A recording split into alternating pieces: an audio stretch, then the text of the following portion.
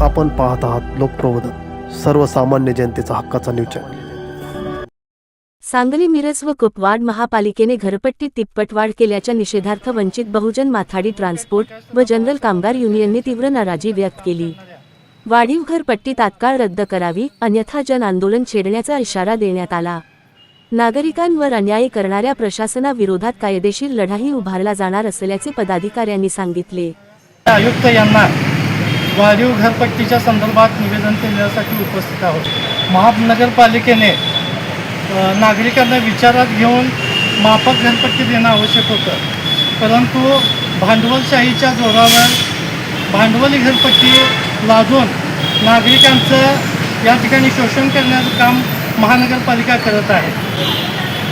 महानगरपालिका आज आम्हाला असं वाटतंय शांघाय, मॉरिशस आणि कोलंबिया अशी ही नगरपालिका आहे का, असा आमचा सवाल आहे।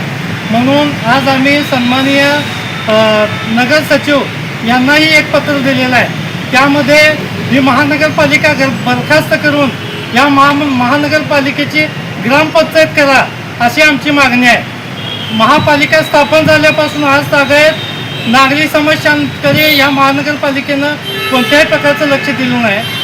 आज शेरी नाल्याचं पाणी या नगरपालिकेतील रहिवाशांना प्यावं लागतं, रस्ते नाहीत, गटारी नाहीत, नागरिकांना उद्योगासाठी 5 स्टार MIDC नाही।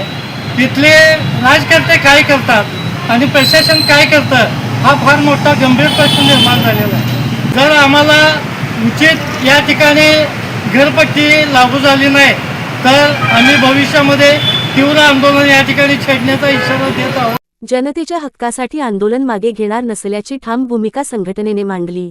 लोकप्रबोधन मराठी न्यूज नेटवर्क महाराष्ट्र विभागीय संपादक डॉ. श्याम जाधव सर।